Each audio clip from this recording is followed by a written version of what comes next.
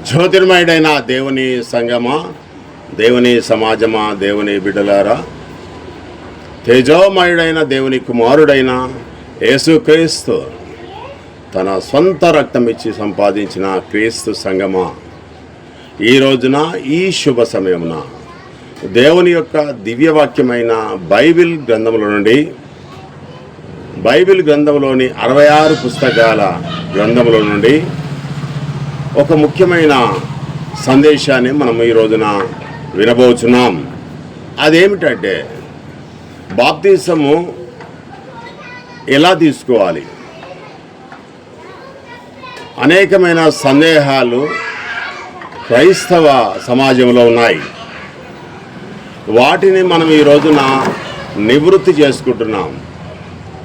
ఈ యొక్క కార్యక్రమము జ్యోతిర్మయుడగు దేవుని సంఘం నుంచి వెలువడుతుంది.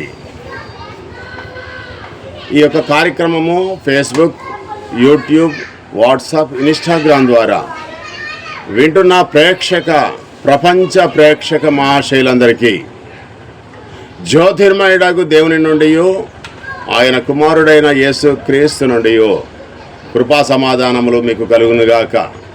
ఈ కార్యక్రమంలోనికి వెళ్లే ముందు చిన్న ప్రార్థన. నాతో పాటు అందరూ ప్రార్థనలో ఏకీభవించవలసిందిగా ప్రభు పేరిట మిమ్మల్ని కోరుతున్నాను. మహాపరిశుద్ధుడైన మా ప్రియ పరలోకపు తండ్రి, నీ నామమునకు ఎనలేని స్తుతులు స్తోత్రములు చెల్లించున్నాను. నాలో రేపిన, నా లోపల నీ యొక్క ఆత్మ ద్వారా తెలియజేసిన మాటలు ఏమైతే ఉంచావో నాయన, ఆ మాటలను బిడ్డలకు నేర్పిస్తున్నాను. నేను ఉపదేశించుచుండగా నన్ను నీ కుమారుడైన క్రీస్తు యొక్క శిలువ చాటున మరుగుపరిచి చెప్తున్న ప్రతి ఒక్క మాట నీ పిల్లలు వినుటకు వారి యొక్క హృదయాలను తెరవమని ప్రార్థిస్తున్నాను. వినగలిగే చెవులను, గ్రహించే హృదయాన్ని, ఆలోచించే ఆత్మజ్ఞానాన్ని దయచేయమని మా ప్రభును మీ ప్రియ కుమారుడగు నజరేయుడగు యేసుక్రీస్తు దివ్యనామమున అడిగి వేడుకొని ప్రార్థిస్తున్నాం మా ప్రియా పరలోకపు తండ్రి. ఆమేన్. అందరికీ షలోం, అందరికీ వందనాలు. ప్రపంచ దేవుని సంగమా, క్రీస్తు స్వరక్తం ఇచ్చి సంపాదించిన సంగమా, మీ అందరికీ క్రీస్తు ద్వారా శుభములు తెలియజేస్తున్నాను. ఈ రోజున మనం ఎంపిక చేసుకున్న వాక్య భాగం ఏంటంటే, ఎంపిక చేసుకున్న ఉపదేశము, బాప్తిసము ఏ నామమున తీసుకోవాలి అనేక సందేశం గురించి మనం ఈ రోజున కొన్ని వచనాలను మనము బైబిల్ గ్రంథం నుంచి తీసుకొని పాత కొత్త నిబంధన గ్రంథములలో ఉంచిన మాటలను మనము నేర్చుకొని మన యొక్క సందేహాన్ని తీర్చుకోవాలని నేను ఎంతో ఆశపడినాను. చేరి వచ్చిన మీరందరూ కూడా ఈ యొక్క కార్యక్రమాన్ని పూర్తిగా విని మీ యొక్క జీవితాలను క్రీస్తు వైపు మళ్ళించుకోవాల్సిందిగా ప్రభు పేరిట మిమ్మల్ని కోరుతూ ఈ యొక్క కార్యక్రమాన్ని మొదలు పెడుతున్నాను. దానికంటే ముందు ఒక చిన్న మాట. ఒక క్రైస్తవ బోధకుడు ఏం చెప్తున్నాడంటే, యెహోవాయే యేసుక్రీస్తు. మొదట యెహోవా ఉన్నాడు, అతడు సర్వ సృష్టిని కలిగించాడు. మానవులు పాపం చేయడం ద్వారా దేవుడే ఈ యొక్క సర్వ సృష్టిని కలిగజేశాడు, మనుషులను సృష్టించాడు కనుక ఆయనే ఆకాశంలో ఉన్న ఆయన సింహాసనాన్ని వదిలిపెట్టేసి భూమి మీదకి వచ్చి క్రీస్తుగా ఆయన 33.5 సంవత్సరాలు బ్రతికి ప్రాణం పెట్టి మళ్ళీ ఆయన పరలోకానికి వెళ్ళి పరలోకంలో ఆయన సింహాసనం మీద కూర్చొని పరలోకంలో నుంచి ఆ ఉన్న యెహోవా ఎవరైతే ఉన్నాడో ఆయనే భూమి మీదకి పరిశుద్ధాత్మగా వచ్చాడు అనే ఒక దుర్బోధ, ఎంత దౌర్భాగ్యమైన పరిస్థితి ఈ రోజున కొంతమంది దొంగ బోధకులు చేస్తున్నారో వారిని ఖండిస్తున్నాం ఈ యొక్క యూట్యూబ్ ద్వారా. ప్రియమైన దేవుని బిడ్డలారా, సర్వ సృష్టిని కలగజేసిన దేవుడు ఈ సృష్టి ఆవల నుంచి ఈ సృష్టిని కలగజేశాడు. అంత పెద్ద మహానుభావుడు. రాజైన సొలొమోన్ గారు చెప్తున్నాడు కదా, బంగారు దేవాలయాన్ని దాదాపు 7 సంవత్సరాలు కట్టాడు. 7 సంవత్సరాలు కట్టిన బంగారు దేవాలయం ప్రపంచం లోపల మహా వింతగా ఉంటుంది. ఆయన అంత పెద్ద దేవాలయాన్ని 32 ఎకరాలలో విస్తీర్ణంలో కట్టాడు. అతను కట్టిన తర్వాత అతను ఏమంటున్నాడంటే, దేవా, ఆకాశములు మహాకాశములు నిన్ను పట్టజాలవు, నీవు వచ్చి ఈ యొక్క ఈ నివాసంలో నివసించడానికి ఇది నీకు సరిపోదు, ఆకాశం మహాకాశాలే పట్టవు కదా, నీకు ఈ ఆలయం పట్టుద్దా? తండ్రి, ఇక్కడికి వచ్చి ఎవరైతే ప్రార్థన చేస్తారో వారి యొక్క ప్రార్థన మనవులు మీరు వినండి, నీ మహిమను మాత్రమే ఈ యొక్క దేవాలయంలో ఉంచండి అని విజ్ఞాపన చేశాడు. రాజు కాబట్టి తన ప్రజల కొరకు, ప్రజల యొక్క క్షేమం కొరకు దేవుని యొక్క జ్ఞానము రాజైన సొలొమోనులో ఉన్నది కనుక, రాజు దేవుని యొక్క జ్ఞానాన్ని పొందాడు కల ద్వారా, దేవుడు అతనికి వరం ఇచ్చాడు కనుక అంత గొప్ప మాట మాట్లాడాడు. ఈ రోజులలో దొంగ బోధకులకు అలాంటి జ్ఞానం లేక అనేకమైన వ్యక్తులను నరకానికి తీసుకుని వెళ్తున్నారు. ప్రియమైన దేవుని బిడ్డలారా, దేవుని యొక్క ఆత్మ కలిగి ఎవడైతే వింటాడో, ఎవడైతే దాని ప్రకారంగా బోధిస్తారో వారిని గుర్తుపట్టవలసిందిగా ప్రభు పేరిట కోరుతున్నాను. రాజైన సొలొమోను అంత జ్ఞానం ఇచ్చినా కానీ ఆయన దేవుని యొక్క జ్ఞానాన్ని బట్టి రాజ్య పరిపాలన చేశాడు, కానీ ఒక విషయంలో తప్పిపోయాడు. ఆయన అనేకమైన విగ్రహాలకు మొక్కి ఆయన అనేకమైన పెళ్లిళ్ళు చేసుకొని, 1000 పెళ్లిళ్ళు చేసుకొని దేవుని నుంచి దూరం అయ్యాడు. అది వేరే విషయం. దేవుని యొక్క జ్ఞానం ఉన్నది కనుక దేవుడు ఎంత గొప్పవాడో, సృష్టికర్త ఎంత గొప్పవాడో తెలుసుకున్నాడు. అలాంటి జ్ఞానం ఈనాడు బోధకులు లేకుండా అయిపోయింది. ప్రియమైన దేవుని బిడ్డలారా, ఇది సరి అయిన బోధ కాదు. యెహోవాయే యేసుక్రీస్తుగా వచ్చాడు, యేసుక్రీస్తే ఈ యొక్క పరిశుద్ధాత్మగా వచ్చాడు అనే మాట చాలా దొంగ బోధ. దాన్ని ముందు తెలుసుకుందాం. దానికి ఒక రిఫరెన్స్ల ప్రకారంగా ఆసక్తితో వినవలసిందిగా ప్రభు పేరిట మీకు విజ్ఞప్తి చేస్తున్నాను. పాత నిబంధన గ్రంథంలో ఒక మాట ఉంది. అదే విషయాన్ని కొత్త నిబంధన గ్రంథంలో కొరింథీయులకు రాసిన పత్రిక, మొదటి పత్రిక 10వ అధ్యాయం 2వ వచనంలో ఏమందంటే, మోషను బట్టి మేఘములోను సముద్రంలోను బాప్తిసం పొందిరి అని రాసింది. బాప్తిసం అనేది కొత్త నిబంధనలే ఉన్నది అనేట పొరపాటు. కొత్త నిబంధనలో పరిచయమైంది అని అనడం పొరపాటిది. పాత నిబంధన గ్రంథంలో కూడా సున్నతి అనే యొక్క ఆచారము మోషే ఏదైతే అబ్రహాముకి ఇవ్వకముందుకే, అతని కంటే ముందు జీవించిన వ్యక్తి నోవహు కాలంలో కూడా బాప్తిసం పొందిరి అని కుండ బద్దలు కొట్టాడు పరిశుద్ధాత్ముడు. మేఘములోను సముద్రంలోను బాప్తిసం పొందిరి అని వ్రాసింది. దీన్ని ఏమైనా మీరు తీసేయగలుగుతారా ఈ బైబిల్ గ్రంథంలో నుండి? ఒకసారి ఆలోచన చేయండి. బాప్తిసం పొందిరి అని రాసింది. పైన ఆకాశం ఉంది, కింద భూమి ఉంది. 40 రాత్రింబగలు వర్షం కుమ్మరించబడింది. వారు నీళ్ల మీద తేలియాడుతున్నారు. దాదాపు సంవత్సరం పైగా ఓడలో ఉన్నారు 8 మంది. నోవహు కుమారులు 3, నోవహు కోడలు 3, తన భార్య 8 మంది మాత్రమే బాప్తిసం పొందిరి. మిగతా వాళ్ళందరూ నశించిరి. అర్థమవుతుందా ప్రియమైన దేవుని బిడ్డలారా? బాప్తిసం అనేది కొత్త నిబంధనలో మొదలైంది కాదు. పైన ఆకాశము, కింద భూమి. ఆకాశానికి భూమికి పునాది వేసిన వాడు దేవుడు. దేవుడు అక్కడ వారిని రక్షించాడు ఆ సర్వ సమాజమైన పాపపు చరిత్ర నుంచి.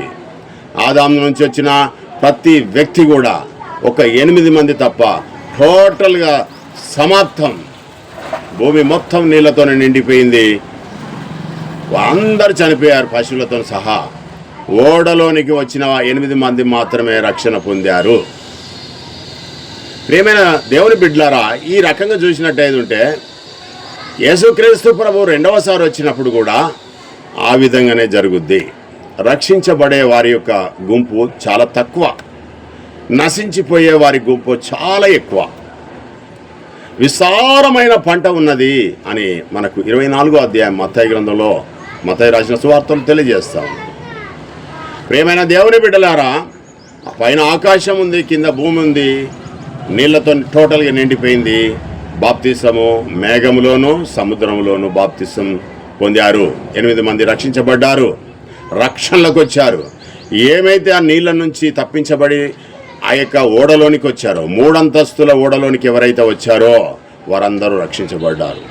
ఇప్పుడు యేసుక్రీస్తు ప్రభు కూడా వచ్చినప్పుడు ఎవరైతే ఆయన సరి అయిన బాప్తిసం ఎవరైతే తీసుకొని రక్షణలోకి వచ్చి వారి యొక్క జీవితంలో వారికి ఇచ్చిన ఆయుష్కాలంలో సరి అయిన రక్షణను కాపాడుకున్న వారికి నిత్య జీవం అనే ఒక పంట ఉంటుంది.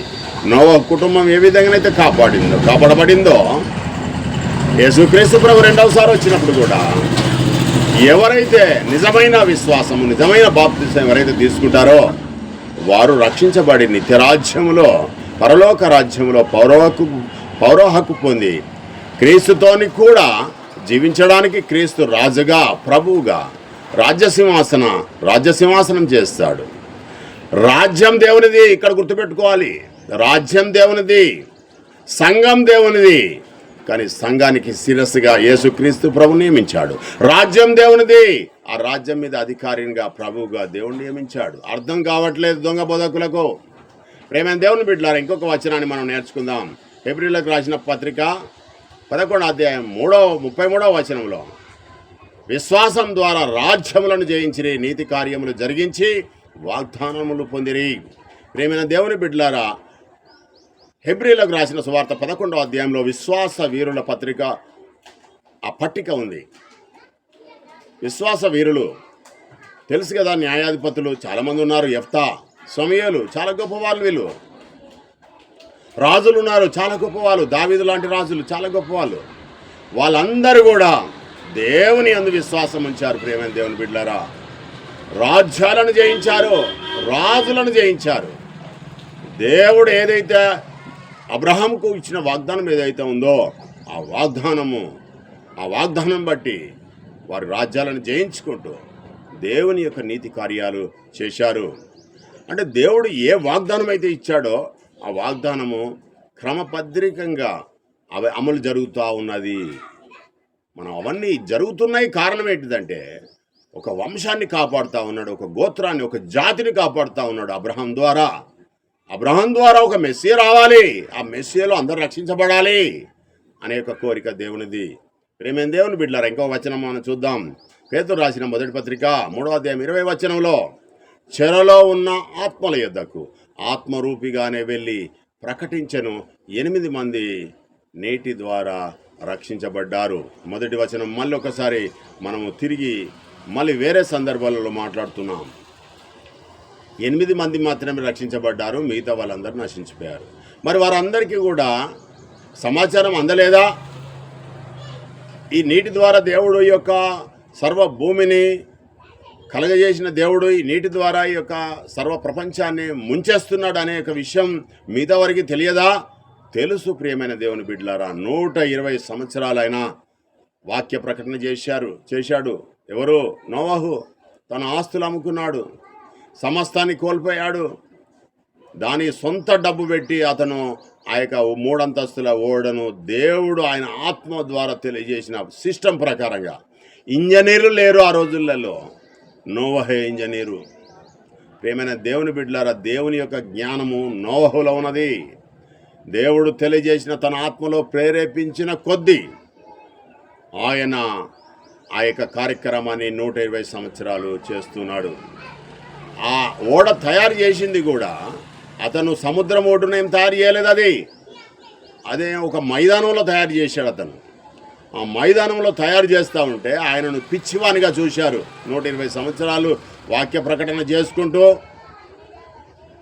దేవుడు యొక్క సర్వభూమిని, పాపం పెరిగిపోయింది, పాపం పరిపక్వం అవుతూ ఉన్నది, నీతిమంతుడు ఒక్కడు లేడు, పాపం చేసి దేవుని నుంచి దూరం అవుతున్నారు, పెళ్లిళ్ళు చేసుకుంటున్నారు, కార్యక్రమాలు చేసుకుంటున్నారు, ఇల్లు కట్టుకుంటున్నారు, సుఖభోగాలు అనుభవిస్తున్నారు. కానీ దేవుని వెతికి వారు ఒక్కడు కూడా లేడు కదా. నేను వీరిని సూచించినందుకు నేనే బాధపడుతున్నాను, నేనే చింతిస్తున్నాను అని దేవుడు బాధపడ్డాడు. ప్రియమైన దేవుని బిడ్డలారా, ఆ బాధను దేవుడు ఏ విధంగా వ్యక్తం చేస్తున్నాడంటే నీళ్లతోని సర్వనాశనం చేయాలనే ఒక ఉద్దేశం. ఆ ప్రకటన నోవహు ద్వారా దేవుడు తెలియజేస్తా ఉన్నాడు. నోవహులో ఉన్నది దేవుని యొక్క ఆత్మ, అబ్రహాంలో ఉన్నది దేవుని యొక్క ఆత్మ. రాజులు ఎవరైతే నీతిమంతులైన రాజులు ఎవరున్నారో వారిలో ఉన్నది దేవుని యొక్క ఆత్మ. సాంసోను బలవంతుడైన 1000 మందిని చంపింది దేవుని యొక్క ఆత్మ ఆయనలో ఉన్నది. సూర్యచంద్ర నక్షత్రంలో ఆపిన యెహోషువ మీద దేవుని యొక్క ఆత్మ ఉన్నది. అలాగే యేసుక్రీస్తు ప్రభు మీద కూడా దేవుని యొక్క ఆత్మ ఉన్నది. ఎంతవరకు ఎంతవరకు యేసుక్రీస్తు ప్రభుకు విలువ ఇస్తే అంత గొప్పది. అంతకంటే ఒక ఇంచు లేకుంటే ఇంకా కొంచెం ఎక్కువగా విలువ ఇచ్చిన వరకు నువ్వు, నీ యొక్క జాతి, నీ యొక్క వర్ణం సమస్తాన్ని కూడా నరకానికి పోవాల్సిందే.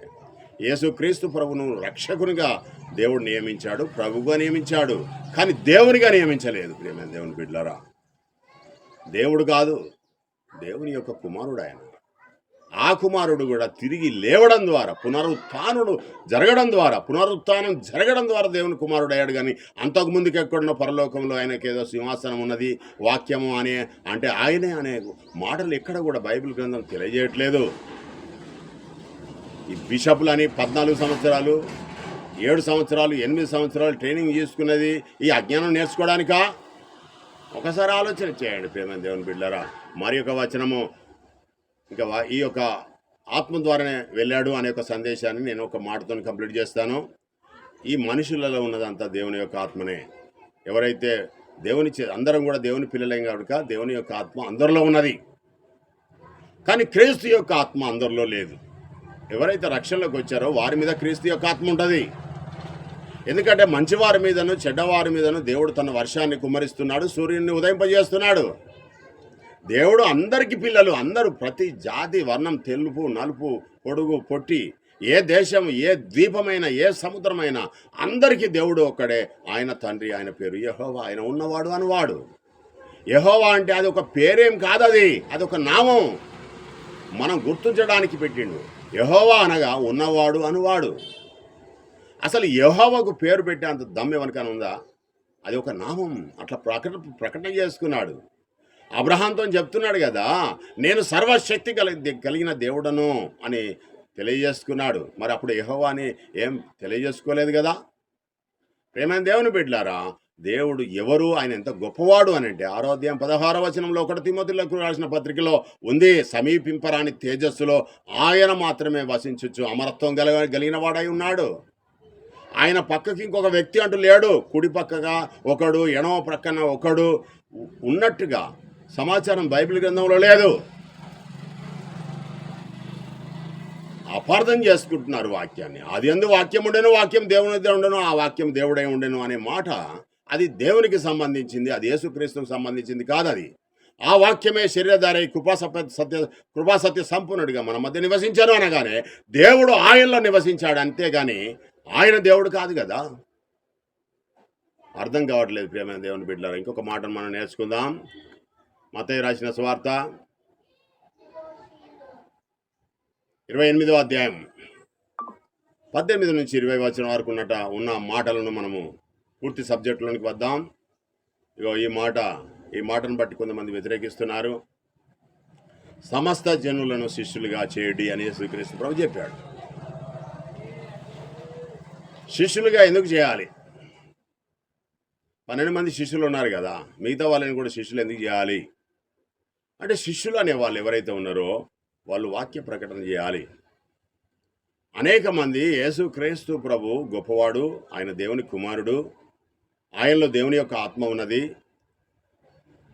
ఆయన సర్వ మానవాళి కొరకు రక్తం చిందించేవానిగా, పాపక్షమాపణ కలిగించేవాడిగా దేవుడు ఆయన నియమించాడు. యేసుక్రీస్తు ప్రభు దేవుని కుమారుడని ఒప్పుకోండి, ఆయన ద్వారా నిత్యజీవం ఇస్తాడని దేవుడు ప్రకటన చేశాడు. అందుకని దేవుడు యేసుక్రీస్తు నియమించాడు. ఆయన నమ్మండి, విశ్వసించండి. అప్పుడు మీరు పాప క్షమాపణ నిమిత్తము మీరు నీళ్ళల్లో మునగండి. యేసుక్రీస్తు ప్రభు ఏ విధంగానైతే సమాధిలో పెట్టిన తర్వాత 3 రోజులు ఉన్న తర్వాత ఏ విధంగానైతే నూతనమైన శరీరంగా, మర్తమైన శరీరం మీద అమర్తమైన శరీరంగా మార్చబడ్డది, క్షయమైన శరీరం మీద అక్షయమైన శరీరంగా మార్చబడినది. యేసుక్రీస్తు ప్రభు యొక్క శరీరం ఏదైతే ఉందో, భూమి మీద జీవించిన శరీరం ఏదైతే ఉందో ఆ శరీరం ఏం లేదు. గుర్తుపట్టడానికి ఆ విధంగా కనబడ్డాడు యేసుక్రీస్తు ప్రభు. మహిమ శరీరం వేరేలాగుంటుంది, కానీ గుర్తుపడతారు. ఒక ఇల్లున్నా, ఒక కొండ ఉన్నా, ఎలాంటి ఒక సృజించబడిన వస్తువు ఉన్నా, ఈ వస్తువుల నుంచి బయటికి వెళ్ళిపోతారు అంతే. ఆత్మ అట్లా ఉంటుంది. 11 మంది శిష్యులు ఒక చోట కూర్చొని భయపడుకుంటూ ప్రార్థన చేసుకుంటూ క్రమంలో తలుపు వేసిన క్రమంలో లోపలికి వెళ్ళలేదా? యేసుక్రీస్తు ప్రభు మీకు సమాధానం కలుగునుగాక అని అనలేదా? ప్రియమైన దేవుని బిడ్డలారా, యేసుక్రీస్తు ప్రభువును ఏ విధంగా అర్థం చేసుకోవాలంటే ఆయన చెప్తున్నాడు కదా, సర్వలోకము నాకు భూమి మీదను పరలోకమందును నాకు అధికారం దేవుడిచ్చాడు. ఎందుకు ఇచ్చాడంటే నేను సర్వమానవాళి కొరకు ప్రాణం పెట్టాను. సర్వమానవాళి పాపములన్నీ కూడా నా మీద వేశాడు దేవుడు. నాకు శిక్ష విధించాడు, పాపానికి శిక్ష విధించాడు. నా యందు ఏ పాపం లేదు. అయినా సర్వమానవాళి పాపాలు నా మీద వేసి ఆ పాపానికి శిక్ష దేవుడు నా మీద వేశాడు. నేను భరించాను. కనుక నాకు శిష్యులుగా చేయండి. ఎవరైతే శిష్యులుగా చేయబడతారో ఆ శిష్యులు అనేక మంది శిష్యులుగా చేసుకున్నట్టయితే వారందరూ కలిసి సంఘంగా ఏర్పడినట్టయితే ఆ సంఘానికి దేవుడు శిరస్సుగా నియమిస్తాడు. యేసుక్రీస్తు ప్రభువును నియమించాడు. ఆ సందేశం ప్రకారంగా ఎవరైతే తండ్రి అయిన దేవుని యొక్క కుమారుడైన యేసుక్రీస్తు ప్రభు యొక్క పరిశుద్ధాత్మ యొక్క ఆ యొక్క నామము అంటున్నాడు. ముగ్గురి యొక్క ఆలోచన ఒకటే. మళ్ళా ముగ్గురు అనగానే మళ్ళీ త్రియేకము ముగ్గురు అని మళ్ళా ఆ యొక్క త్రివర్ణం తీసుకొని రావద్దు, త్రిత్వాన్ని తీసుకొని రావద్దు. మూడవ వ్యక్తి ఒక ముగ్గురు మనుషులు ఉన్నట్టుగా చూడొద్దు.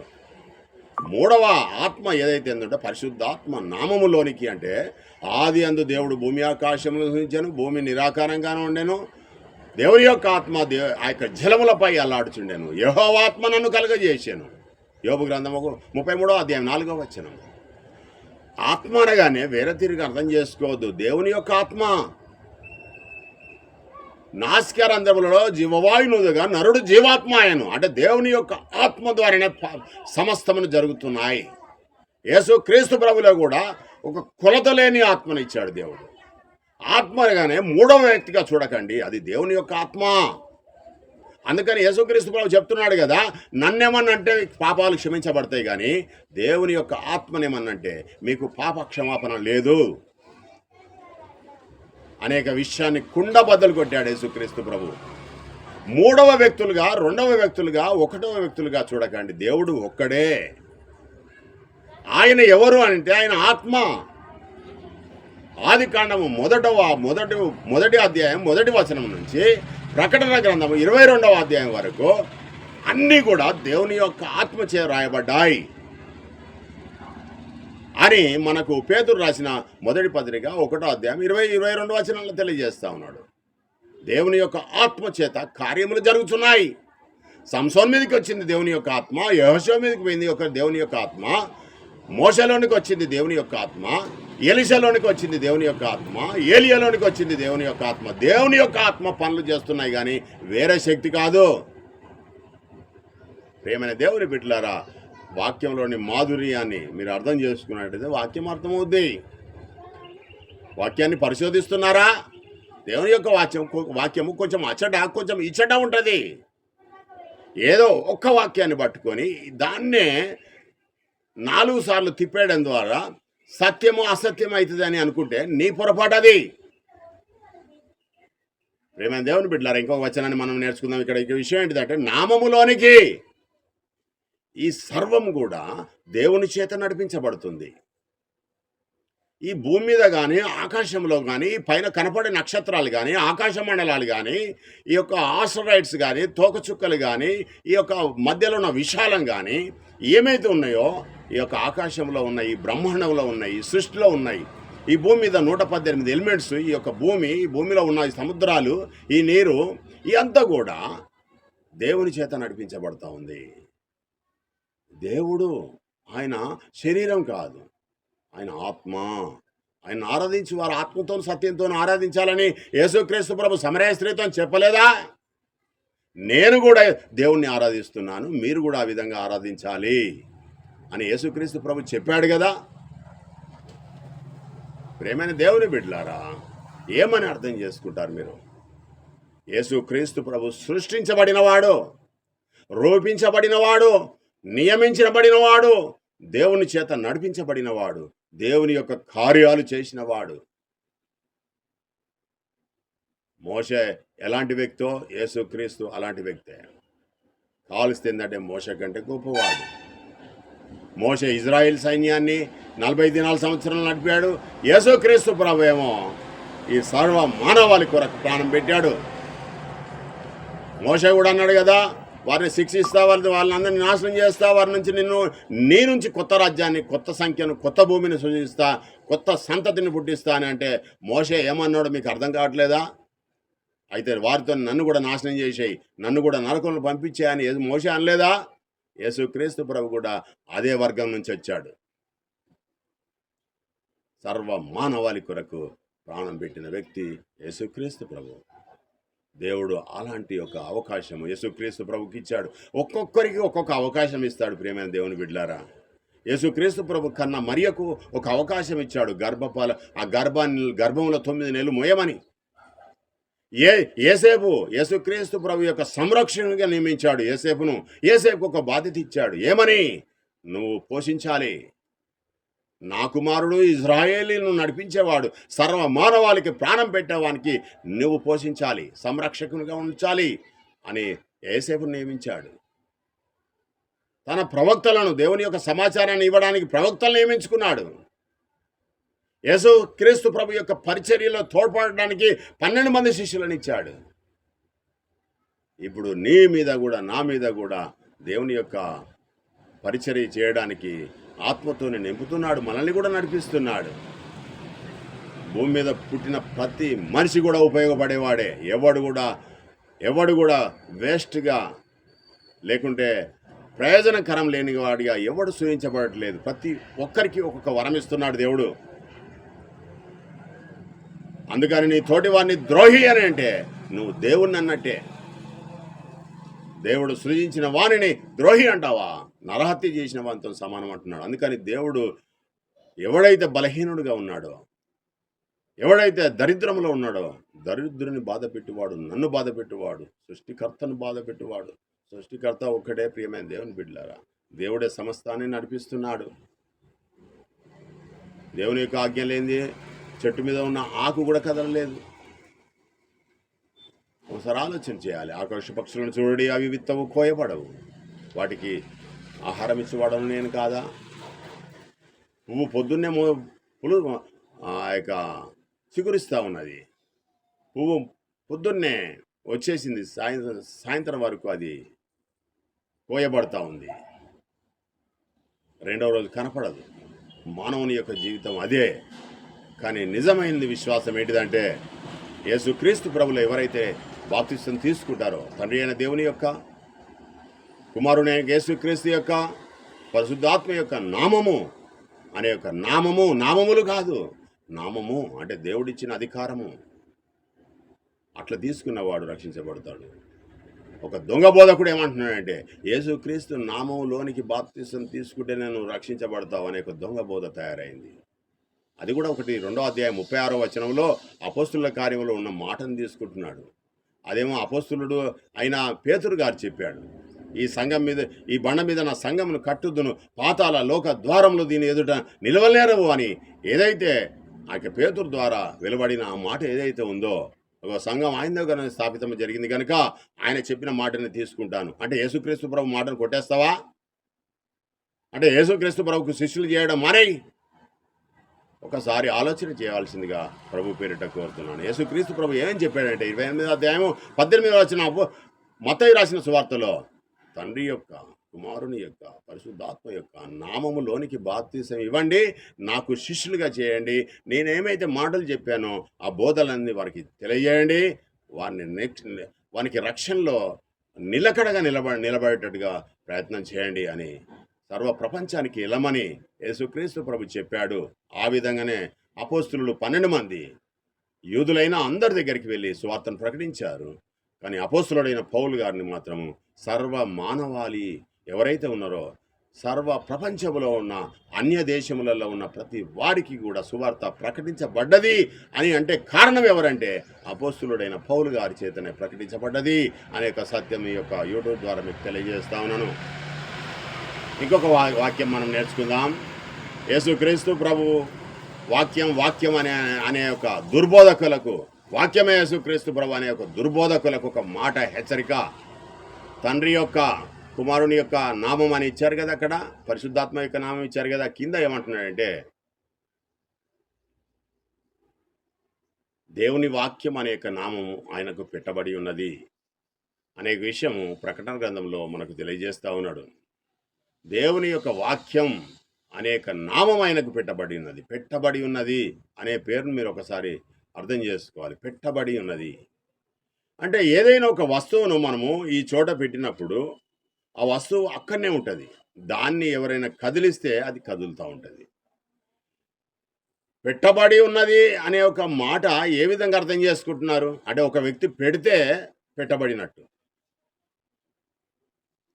ఇప్పుడు నాకు ఒక మనవడు ఉన్నాడు. వాడికి 16వ రోజు నేను ఒక పేరు పెట్టాను అతనికి. ఏమని? షలోం రాజ్ అనే ఒక పేరు పెట్టాను. అంటే నేను అతనికి పెట్టాను పేరు. ఆ పేరే అయినది కాదు. మొదట నేను అనకముందుకు ఆ పేరు అయినది కాదు, కానీ నేను పెట్టాను అతనికి. అంటే దేవుడు పరిశుద్ధాత్మ ద్వారా ఏం తెలియజేస్తా ఉన్నాడంటే వాక్యం అనే యొక్క నామం. వాక్యం అంటే ఏంటిది? దేవుని యొక్క అధికారం. దేవుడు అధికారం యేసుక్రీస్తు ప్రభుకి ఇచ్చాడు. నామం అంటే అధికారం. ఈరోజు ప్రధానమంత్రి ఒక జీవో విడుదల చేస్తాడు. ప్రధానమంత్రి అనే యొక్క సంతకం అక్కడ పెట్టి ఒక ముద్ర, గవర్నమెంట్ ముద్ర వేస్తేనే ఆ యొక్క పేపర్కు విలువ కోట్ల రూపాయల విలువ అది. అట్లనే యేసుక్రీస్తు ప్రభువుకు ఒక అధికారం ఇచ్చాడు. ఈ ప్రపంచంలో ఉన్న వాటి మీద, పరలోకంలో ఉన్న వాటి మీద ఆ అధికారం చొప్పున యేసుక్రీస్తు ప్రభు మాట్లాడుతున్నాడు. తండ్రి యొక్క, కుమారుని యొక్క, యేసుక్రీస్తు నామంలో యొక్క బాప్తిసం ఏమని ఆయన చెప్తే ఈ దుర్బోధలు ఏం తెలియజేస్తున్నాయంటే యేసుక్రీస్తు నామంలో బాప్తిసం ఇస్తేనే పాస్ అయిద్ది, లేకుంటే ఫెయిల్ అయిద్ది, మీకు రక్షణ ఉండదు అనే ఒక మాట మాట్లాడుతున్నారు. తప్పు కదా ప్రియమైన దేవుని బిడ్డలారా. ఇప్పుడు యేసుక్రీస్తు ప్రభువుకి ఇచ్చిన అధికారం దేవుడు కాదా? యేసుక్రీస్తులో దేవుని యొక్క ఆత్మ వచ్చింది దేవుడు కాదా? మరి యేసుక్రీస్తు నామం పేరు మీద బాప్తిసం ఇచ్చిన, తండ్రి యొక్క, కుమారుని యొక్క, పరిశుద్ధాత్మ నామంలోనికి బాప్తిసం ఇచ్చిన ఒకటి కాదా? అంటే నువ్వే డివైడ్ చేస్తున్నావా? నీకు అంత అధికారం ఉందా? ఒకసారి ఆలోచన చేయాలి. దేవునికి వ్యతిరేకంగా పోరాడితే ఏమవుతుందో అనేది ఒకసారి సన్హెడ్రిక్ సభ ముందట పేతురు గారు యోహాన్లకు పోయినప్పుడు ఆ యొక్క సన్హెడ్రిక్ సభలో ఒక పెద్ద మనిషి మాట్లాడుతున్నారు. గమలియేలు అనే ఒక వ్యక్తి మాట్లాడుతున్నాడు. ఇగో వీళ్ళు దేవుని చేత పంపబడిన వారా? ఒకవేళ పంపబడినట్టయిదు ఉంటే వారి నాశనం వారే వెళ్తారు. కానీ ఒకవేళ దేవుని చేత వాళ్ళు పంపబడి ఉంటే వారిని మీరేమన్నా ఆటంకపరిచినట్టయితే దేవుని శిక్ష మీకు వస్తుంది. తస్మాస్ జాగ్రత్త అని ఒక పెద్ద మనిషి లేచి నిలబడడం ద్వారా ఆ యొక్క సన్హెడ్రిక్ సభలో ఉన్న 70 మంది చూస్తున్న ప్రేక్షకులందరూ కూడా వాళ్ళను చంపలేక వారిని వదిలిపెట్టారు దెబ్బలు కొట్టి. దేవుని కంటే గొప్పవానివా నువ్వు? వాక్యములో ఉన్నది కాకుండా వేరేది కలుపుతావా? దౌర్భాగ్యమైన స్థితిలో ఉన్నావు. గమనించుకోవాల్సిందిగా ప్రభు పేరిట మిమ్మల్ని కోరుతున్నాను. దేవుని యొక్క వాక్యం అనే నామం ఆయనకు పెట్టబడినది. వాక్యం అంటే యేసుక్రీస్తు ప్రభు కాదు. దేవుడిచ్చిన అధికారం చేత యేసుక్రీస్తు ప్రభు 33 సంవత్సరాలు బ్రతికి ఆశ్చర్య కార్యములు, గొప్ప కార్యాలు, మహత్కార్యాలు, ప్రపంచంలో ఏ మానవుడు చేయలేని పనులు, గొప్ప పనులు చేశాడు. ఆయనే గొప్ప పనులు చేయడం కాదు, యెహోషువ చేశాడు. అంతకంటే గొప్ప పని. మరి సూర్యచంద్రులను ఆపాడు. ఒక రోజంతా ఈ యొక్క సర్వ సృష్టిని ఆపేశాడు. ఏలి అయితే వర్షం పడకుండానట్లు ప్రార్థన చేస్తే ఆగిపోలేదా? ప్రవక్తలు చేసే పని అది. అర్థం చేసుకోవాల్సిందిగా ప్రభు పేరిట మిమ్మల్ని కోరుతున్నాను. 2వ అధ్యాయం 36వ వచనం లోపల ఉన్న మాటను కూడా మీకు తెలియజేశాను. ప్రభువుగా క్రీస్తుగా దేవుడు నియమించాడు గనుక దేవుని యొక్క అధికారం చేత యేసుక్రీస్తు ప్రభు గొప్ప గొప్ప కార్యాలు చేశాడు. సర్వమానవాళి కొరకు ప్రాణం పెట్టాడు. యేసుక్రీస్తు ప్రభును దేవుని కుమారుడని ఎవడైతే ఒప్పుకుంటాడో వాడే రక్షించబడతాడని ఖరాఖండిగా 20వ అధ్యాయం 36వ వచనంలో తెలియజేస్తా ఉన్నాడు. యోహాను రాసిన సువార్తలో 20వ అధ్యాయంలో చివరిలో ఉంటుంది ఆ మాట. ఎవరైనా బైబిల్ ఉన్నవారు తెరిచి ఆ విధంగా ఉన్నదో లేదో పరిశీలించవలసిందిగా ప్రభు పేరిట మిమ్మల్ని కోరుతున్నాను. యేసుక్రీస్తు ప్రభు ఎవరు అని అంటే దేవుని కుమారుడు అని ఒప్పుకోవాలి. ఆయన దావీదు సంతానంలో నుంచి వచ్చాడని నమ్ముకోవాలి. దేవుడు ఆయనను అధికారం ఇచ్చాడని నమ్ముకోవాలి. క్రీస్తుగా ప్రభుగా దేవుడు ఆయన నియమించాడు. దేవుడు చెప్పిన మాటల ప్రకారంగా జీవించాడు కనుక దేవుడు గొప్ప చేసి తన కుడిపార్శ్వమున ఈ రోజున కూర్చుండబెట్టి శాశ్వతమైన నివాసం కూడా యేసుక్రీస్తు ప్రభువుకు పరలోకం కాదు. ఆయన 2వసారి భూమి మీదకి వచ్చి ఈ భూమి నూతనమైన ఏదెనుగా మార్చబడి ఈ నూతనమైన ఏదెనులో దేవుడు ఒక రాజ్యాన్ని స్థాపిస్తాడు. ఆ రాజ్యం ఏ విధంగా పరిపాలించబడుతుందంటే నీతి వలన, న్యాయం వలన పరిపాలించబడుతుంది. ఆ రాజ్యానికి రాజుగా యేసుక్రీస్తు ప్రభును దేవుడు నియమిస్తాడు. రాజ్య పరిపాలన చేస్తాడు. ఆ రాజ్యంలో యేసుక్రీస్తు ప్రభుతోని 12 మంది శిష్యులు ఎవరైతే ఉన్నారో వాళ్ళు 12 సింహాసనం మీద కూర్చొని రాజ్య పరిపాలన చేస్తారు. ఇది సర్వసత్యమైన వాక్యం. దొంగ బోధకులను ఖండిద్దాం. పరిశుద్ధాత్మ అనేక వరం మాత్రమే పొందుతారు. వరం అంటే ఏంటిది ప్రియమైన దేవుని బిడ్డలారా? మనకు సాధ్యం కానిది దేవుడిచ్చేది వరం. ఈనాడు పిల్లలను ఇస్తున్నాడు, దేవుడి వరం. ఈనాడు నాకు మాట్లాడే శక్తినిచ్చాడు, దేవుడి యొక్క వరం. ఈరోజు నాకు ఆర్థిక వనరులు కల్పిస్తున్నాడు, దేవుని యొక్క వరం. ప్రియమైన దేవుని బిడ్డలారా, ఇప్పుడు మనకు కష్టాలు వస్తాయి. యోబుకు కష్టం వచ్చింది, అదొక వరం. మీరు క్రియ చేత కానీ మీరు మీ క్రియ చేత కానీ మీరు ఏది చేసినా కానీ, మీరు మాట చేత కానీ మీరు క్రియ చేత కానీ, 3వ అధ్యాయం 17వ వచనము కొలస్సీయులకు రాసిన పత్రిక, మీకు క్రియ చేత కానీ లేకుంటే మీ మాట చేత కానీ మీరు ఏమి చేసినాను ప్రభు అయిన యేసు క్రీస్తు పేరిట తండ్రి అయిన దేవునికి కృతజ్ఞతాస్తుతులు చెల్లించాలి అని రాసింది. అర్థం కావట్లేదా? యేసు క్రీస్తు ప్రభు మధ్యవర్తి, నరుడు, మనిషి. ఆయనను దేవుడు నియమించాడు మనందరి కొరకు. యేసుక్రీస్తు ప్రభు ద్వారా దేవునికి కృతజ్ఞతాస్తుతులు చెల్లించాలి. యేసుక్రీస్తు ప్రభు కాదు. నువ్వు ప్రార్థన చేసినప్పుడు నువ్వు ఎట్లా ప్రార్థన చేయాలంటే నువ్వు రూమ్లోకి వెళ్ళి ప్రార్థన చేయాలి. రహస్యమందున్న తండ్రికి ప్రార్థన చేయాలి. ఆశీర్వాదాలకు కారణభూతుడు దేవుడు. నీకు ఏది కావాలన్నా కూడా జ్యోతిర్మయుడకు దేవుని యొద్ద నుండి రావాలి.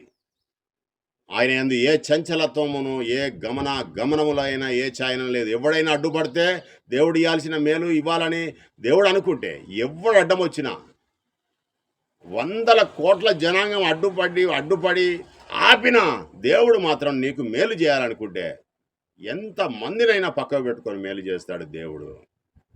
ప్రియమైన దేవుని బిడ్డలారా, జక్కైన దేవుడు చూశాడు పరలోకంలో నుంచి. యేసుక్రీస్తు ప్రభులో దేవుని యొక్క ఆత్మ ఉన్నది కనుక గ్రహించి వివేకం కలిగిన దేవుని యొక్క ఆత్మను యేసుక్రీస్తు ప్రభులో ఉంచాడు. యెషయా గ్రంథంలో 11వ అధ్యాయంలో ఈ విషయం ఉంది. యేసుక్రీస్తు ప్రభు యొక్క దేవుని యొక్క ఆత్మ, 9 రకాల ఆత్మలు ఆయన మీద ఉన్నాయి. జ్ఞానము, బుద్ధి, వివేకము, భవిష్యత్ జ్ఞానం అంతా కూడా యేసుక్రీస్తు ప్రభులో దేవుడు ఉంచాడు గనక పైన ఉన్న చెట్టు మీద ఉన్న జక్కయ్య కూడా చూశాడు యేసుక్రీస్తు ప్రభు. లక్షల మంది జనాంగంలో జక్కయ్యను పుట్టాడు. చిన్న పొట్టి జక్కయ్య, కోటీశ్వరుడు ఆయన. జక్కయ్య దిగిరా, నీ ఇంటికి వెలుగు వచ్చినది. నువ్వు నిజంగా అబ్రహాము వంశస్థునివే, నువ్వు పాపివే, నీ పాపములు క్షమించబడుతున్నాయి, రా అబ్రహాం వంశంలోనికి రా అంటున్నాడు. అంటే నాతో స్నేహితం చేయమని అంటున్నాడు. అబ్రహాం యేసుక్రీస్తు ప్రభుకు దేవుని అబ్రహాం యొక్క కుమారుడు కాదా యేసుక్రీస్తు ప్రభు? నువ్వు కూడా ఇజ్రాయేలీడివే, నువ్వు కూడా అబ్రహాం సంతనివానివే, నీ ఇంటికి రక్షణ వచ్చింది అని యేసుక్రీస్తు ప్రభు చెట్టు మీద ఉన్న జక్కయ్యను పిలిచాడు. ఎందుకో? కొలత లేని ఆత్మను యేసుక్రీస్తు ప్రభుకి ఇచ్చాడు. 3వ అధ్యాయం యోహాను పత్రికలో ఉంది ఆ మాట. సరిగ్గా అర్థమవుతే మీకు అర్థం చేసుకుంటే అర్థమవుద్ది ప్రియమైన దేవుని బిడ్డలారా. ఈ పైన వచనాలను చూస్తే ఎవడో దొంగ బోధకుడు వచ్చి ఇక మా మాటే మా సంఘం పేరు, ఈ సంఘాలు కావు, సంఘం ఒక్కటే. అది క్రీస్తు సంఘం, క్రీస్తు స్వరక్తం ఇచ్చి సంపాదించిన సంఘం. క్రీస్తు యొక్క మాటలకు మీరు విధేయత చూపెట్టాలి. ఎవడో నాకు ఈ రోజు నాకు రాత్రి కనబడ్డాడు, నాకు దేవుడు కనబడ్డాడు, నాకు దర్శనం ఇచ్చాడంటే వాని మాట నమ్మకండి. బైబిల్లో ఉన్నాయా లేవా అని పరిశీలన చేయండి. ఈ వాక్యము ఇంతటితో నేను ముగిస్తున్నాను. ఈ వాక్యం మీద మీరు అందరు ధన్యులు. ఈ మాటల ప్రకారం మీరు జీవించి దేవుని యొక్క కృపను పొందవలసిందిగా ప్రభు పేరిట కోరుతూ ఇంతటితో నేను ముగిస్తున్నాను. చిన్న ప్రార్థన చేసుకుని ఈ యొక్క కార్యక్రమాన్ని మనం ముగిద్దాం. మహాపరిశుద్ధుడైన మా ప్రియాపరలోకపు తండ్రి, నీ నామమునకు ఎనలేని స్తుతులు స్తోత్రం చెల్లించిన, నాలో ఉంచిన ప్రతి మాటని పిల్లలకు బోధించాను ఆయన తండ్రి.